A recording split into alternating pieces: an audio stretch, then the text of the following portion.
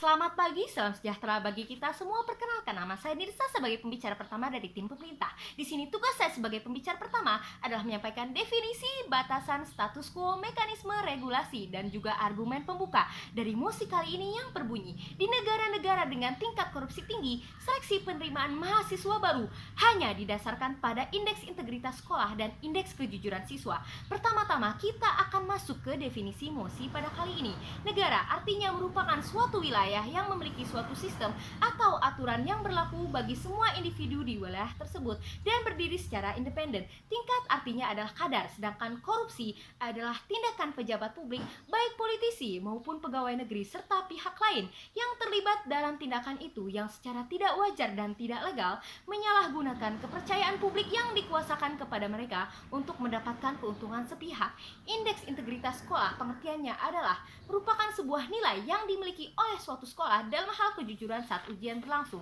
Indeks kejujuran siswa adalah kejujuran pada konteks mosi kali ini artinya adalah tidak melakukan kecurangan. Sedangkan siswa pengertiannya adalah istilah bagi peserta didik pada jenjang pendidikan dasar dan juga menengah. Sekarang kita akan masuk ke latar belakang kenapa mosi ini muncul. Latar belakang kenapa mosi kali ini muncul adalah kita ambil contoh kasus di Indonesia pada tahun 2011.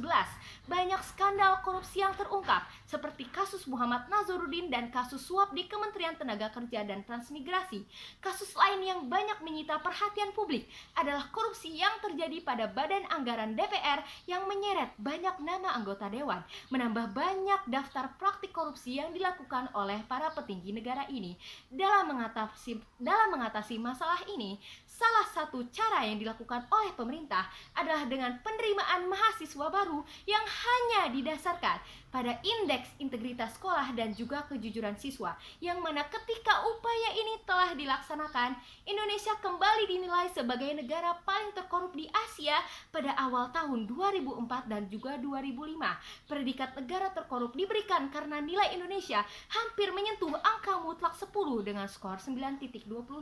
yang mana kesalahan dari sistem pemerintah ini adalah yang mana mereka hanya menerima mahasiswa baru yang hanya didasarkan pada indeks integritas sekolah dan indeks kejujuran siswa, yang mana apabila hanya didasarkan pada kedua hal tersebut, maka mereka tidak mengetahui dan juga tidak meninjau bagaimana terjadinya dan bagaimana kurikulum dan bagaimana pendidikan yang dilaksanakan selama 3 tahun sekolahan itu berlangsung, yang mana seperti yang kita ketahui, sistem pendidikan anti korupsi seharusnya diberikan ketika masa sekolah. Misalnya saja adalah tentang sosialisasi bentuk-bentuk korupsi secara terpadu, yang mana harus ditanamkan oleh psikologi sang anak. Apabila hal ini tidak diberikan ketika masa sekolah, ini sama saja bahwa di dalam pikiran sang anak tersebut belum mengetahui bagaimana dampak positif dan negatifnya korupsi, yang mana tidak ada positif-positifnya sama sekali, yang mana apabila pemerintah hanya melihat dari sistem indeks integritas sekolah dan indeks kejujuran siswa yang berdasarkan dengan data, bagaimana kita tahu bahwa data tersebut tidak dicurangi dan bagaimana kita tahu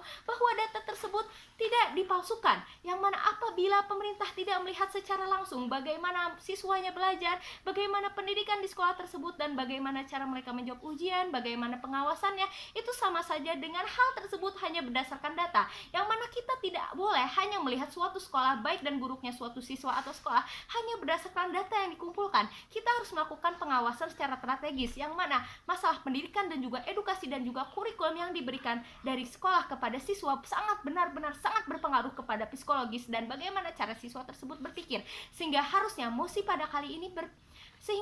sistem sekolah dan sistem pemerintah ini dibenarkan, yang mana harusnya tidak hanya didasarkan pada indeks integritas sekolah dan indeks kejujuran siswa, tetapi dengan cara sistem pengajaran pada masa sekolah dan bagaimana sistem edukasi dan sistem kurikulum yang diberikan sekolah pada masa sekolah tersebut. Apabila tidak ada pendidikan yang diberikan mengenai korupsi pada masa pembelajaran pada 3 tahun itu, sama saja dengan indeks integritas sekolah dan indeks kejujuran siswa tidak bisa dinilai. Mengapa? Karena tidak ada pengawasan yang dilakukan dan tidak ada bukti konkret yang menyatakan apakah benar siswa ini benar-benar seperti itu dan lain sebagainya. Apalagi seharusnya pada masa penerimaan mahasiswa baru ini, kita seharusnya kita seharusnya mengadakan tes secara tes akademik. Kenapa seperti itu? Dengan seperti itu kita bisa mengetahui kemampuan siswanya dibanding hanya dengan didasarkan pada indeks integritas sekolah dan indeks kejujuran siswa pada saat melaksanakan ujian. Seperti yang kita tahu, apabila kemudian kita hanya melakukan dan mau kemudian menerima mahasiswa-mahasiswa yang hanya didasarkan pada indeks integritas sekolah dan indeks kejujuran siswa, itu berarti sama saja kita membiarkan orang-orang dengan tingkat akademisnya yang levelnya berbeda-beda untuk bersatu dalam satu ruangan, yang mana apabila ketika orang lain melihat orang lain lebih cerdas dari mereka ataupun nilai mereka lebih tinggi, otomatis dalam pikiran mereka atau dalam batin mereka yang selama masa SMA tersebut tidak diberi edukasi dan hanya didasarkan pada nilai data tersebut, tidak diberikan edukasi, tidak diberikan bagaimana dampak negatif bagaimana cara mencegah dan bagaimana cara agar tidak terlibat korupsi, mereka akan berpikir bahwa bagaimana caranya aku untuk mendapatkan nilai tinggi, kenapa nilaiku selalu seperti ini, apakah aku harus melakukan cara curang, dan hal inilah yang harusnya diwaspadai oleh pemerintah, karena sebenarnya pendidikan itu sangat didasarkan pada kurikulumnya dan bagaimana cara sekolah mendidik anak-anaknya pada masa 3 tahun tersebut. Apabila hanya didasarkan kepada data, maka data apa saja bisa dipalsukan, dan yang mana kita harus menyatakan bahwa sebenarnya mosi kali ini, saya sangat setuju pada mosi kali ini, karena penerimaan mahasiswa baru tidak boleh hanya didasarkan pada indeks integritas sekolah dan indeks kejujuran siswa, harusnya dia diadakan juga didasarkan pada indeks integritas sekolah, indeks kejujuran siswa, tes akademik, tes akademik, tes psikologi, dan juga bagaimana edukasi dan juga kurikulum dari sekolah terdahulu tersebut, yang mana hal tersebut akan malah membuat Indonesia semakin waspada dalam hal pencegahan korupsi yang seperti ini. Mekanismenya adalah, maka ketika penerimaan mahasiswa baru ini dijadikan tes akademik dan juga mereka melihat bagaimana caranya kurikulum yang dilaksanakan di sekolah-sekolahan tersebut. Berikutnya adalah saya akan memberikan argumen pembuka dari sisi sosial budaya. Seperti yang kita tahu, apabila argumen sosial budaya ini, kita bisa melihat bagaimana orang-orang berinteraksi kepada teman-teman sebayanya. Apabila mereka melihat orang yang lebih pintar dari mereka kemudian masuk tetapi mereka tidak diberikan nilai tertanam di dalam diri mereka, bagaimana dampak negatifnya, betapa dampak negatifnya korupsi ini, maka mereka akan tergiur untuk melakukan hal tersebut. Korupsi saja bisa kita lihat dari hal kecurangan, misalnya saja menyontek mereka kepada teman yang lebih pintar. Oleh karena itu sangat diperlukan untuk tes akademik ini supaya mengumpulkan satu orang yang sama kemampuan akademiknya dalam satu ruangan, sehingga tidak timbul kecemburuan, dan juga dari sistem edukasinya juga harus dilihat dari jenjang tersebut sehingga tidak ada lagi tindakan korupsi yang terjadi. Sekian dari saya, terima kasih.